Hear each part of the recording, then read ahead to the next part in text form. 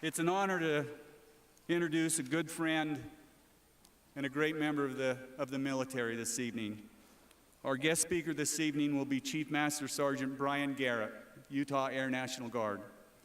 Chief Master Sergeant Garrett is the 13th Utah State Command Master Sergeant for the Air National Guard and is assigned to Headquarters Utah Air National Guard at the Roland Wright Air Base, Salt Lake City, Utah. He is the Chief Principal Advisor to the Assistant Adjutant General for Air for the Air National Guard on all issues regarding the welfare, readiness, morale, and proper utilization and progress of the Utah Air National Guard's 1,250 enlisted members. He represents the highest level of enlisted leadership for the Utah Air National Guard and represents the enlisted force and their interests at the state and national level. Chief Master Sergeant Garrett entered the active duty Air Force in July 1986 as an Air Armament Systems Technician.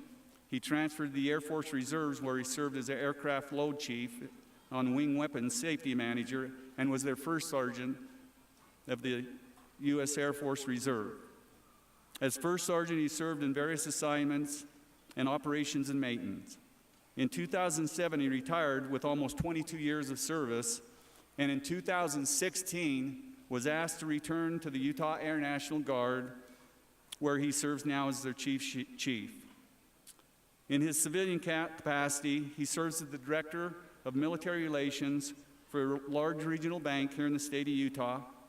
He's on the Governor's Veterans Advisory Council, the Utah State Legislature's Veterans and Military Affairs Commission, Utah Defense Alignment, and a lot of things. My good friend, Brian Garrett. Don't go anywhere. I'll stop. You stop. They don't care about all that, Mark. There's something very important that I need to do for my friend Mark before he sits down. As Mr. Davies mentioned, Mark has been involved with this project for 19 years, devoting many, many hours to this event to turn it into what it is today.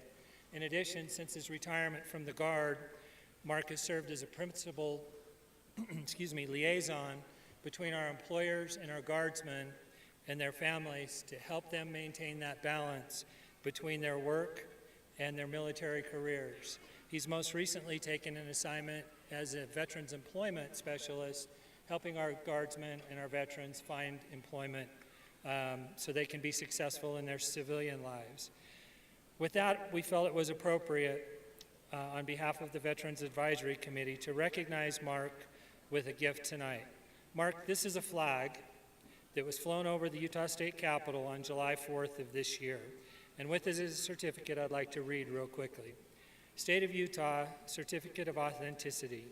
This certificate certifies the authenticity that this flag, serial number 2186, was flown over the Utah State Capitol building on this 4th day of July, 2017. This United States flag is presented to Mark Harrison in recognition of your patriotism and service to the state of Utah. Signed, Gary R. Herbert, Governor, Spencer J. Cox, Lieutenant Governor.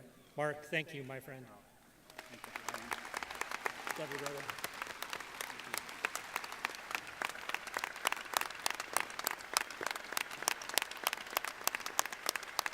Don't ask me to speak again.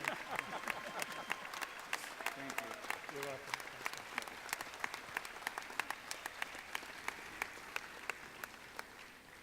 It's hard to find a greater man. And when he asked me to speak tonight, I racked my brain for days wondering what I wanted to say, because I know, with the exception of my family and maybe our friend Kim Watts, no one else came to hear me speak tonight. Patriotic events like this, and even the flag itself, means so many different things to different people, and that in and of itself makes it difficult to give a speech in an event like this. I think most of us would agree that the flag of the United States is a symbol of our nation's strength and identifies us as Americans. It is the umbrella which represents every underlying aspect of what makes our country great. There is a lot of symbology in our beautiful flag.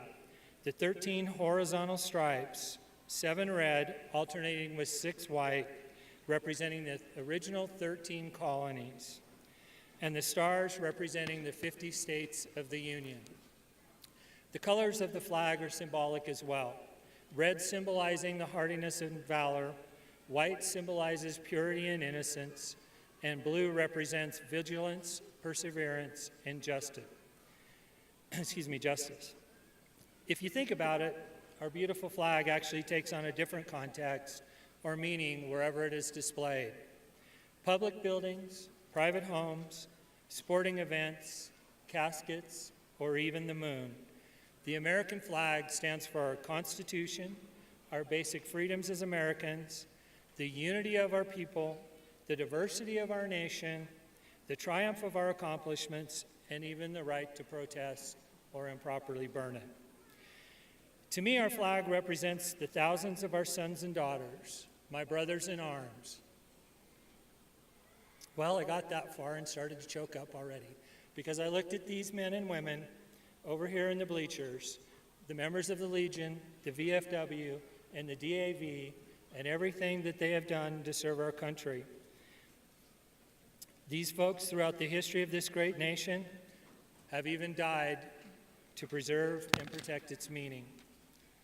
It also quietly represents the service and significant personal sacrifices these great people have made and continue to make as they protect our rights and freedoms in their service around the world. Not many people realize this, but as we stand here today, enjoying our sodas, our popcorn, and everything else, hundreds of our fellow Utahns, our neighbors, our friends, our family members are deployed around the world, many in direct contact with our enemies, doing what their country has asked them to do, even if it means making the ultimate sacrifice. If you would indulge me, I'd like to take a minute and recognize some people that we didn't recognize earlier. I would like to start with the greatest generation.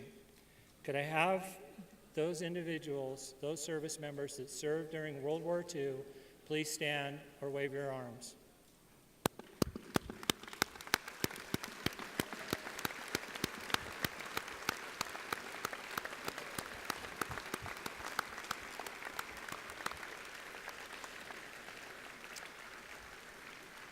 How about those that served during the Korean conflict?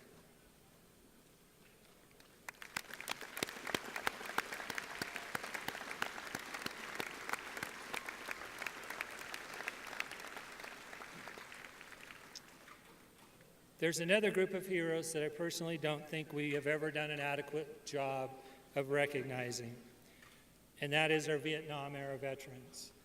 It was a different time and place when they came home.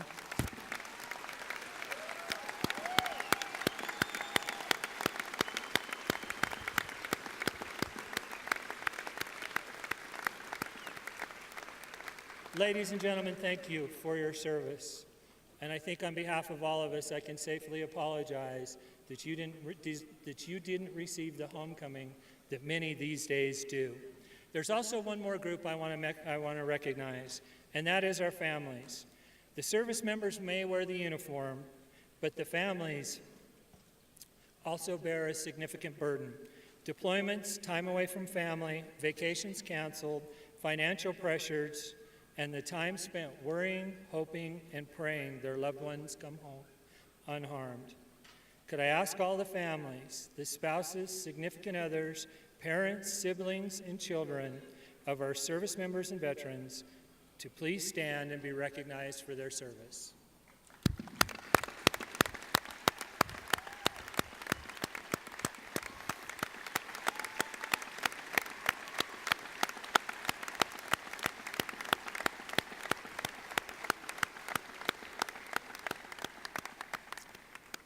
Thank you, families. We couldn't do it without you.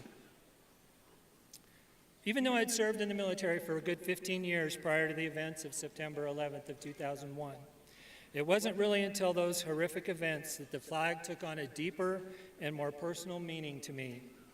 I remember watching the events on TV that day and feeling a multitude of emotions, sadness, fear, and anger. But the thing I remember making it all feel somewhat better was when I got home that night, I got pissed off, pulled out my flag, put it in the pole in front of my house where it hung for many years.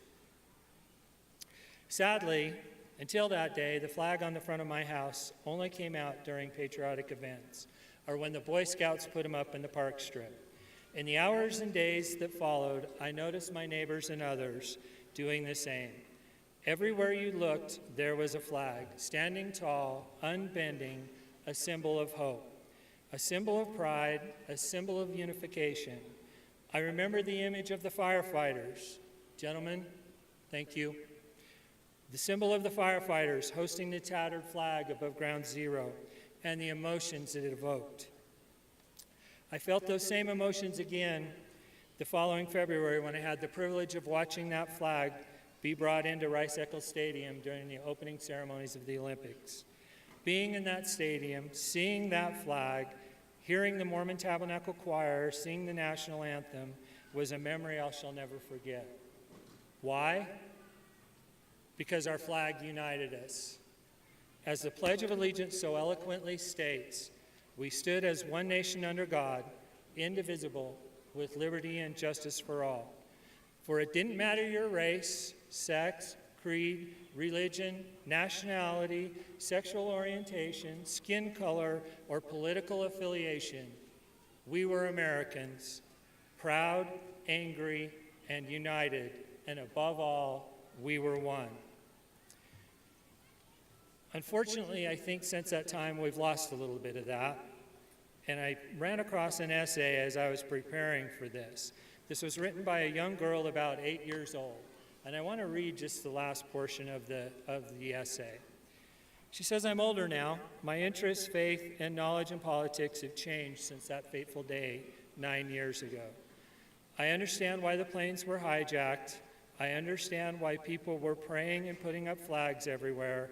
I now understand what the flag means. What I don't understand is what changed since then. Now everyone is more interested in who's going to be the next idol or what celebrities are doing with their hair than what is happening in parts of our country. The renewed faith everyone seemingly wore after that fateful September day appears to be taken off and shoved in a drawer.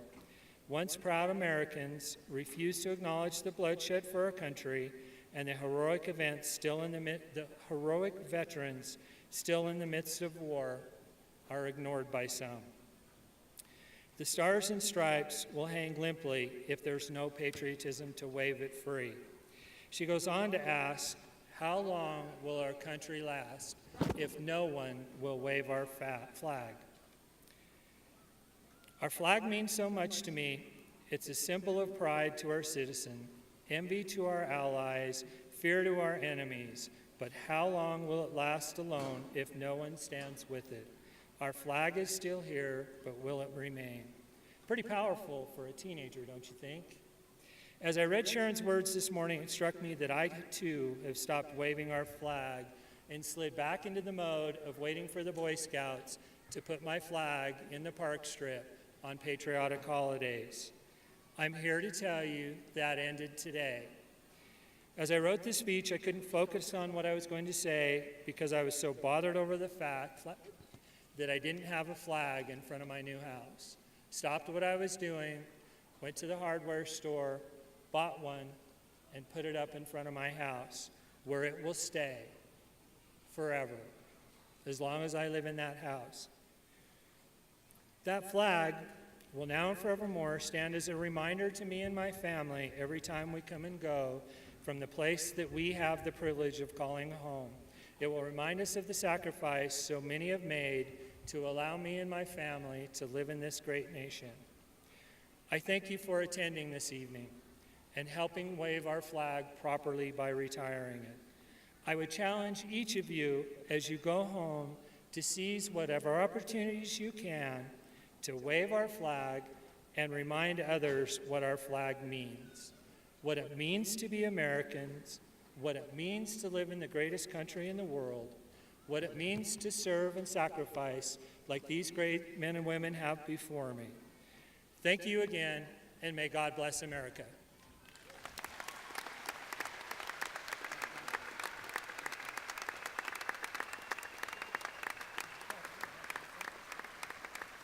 Yeah, thank you, Brian.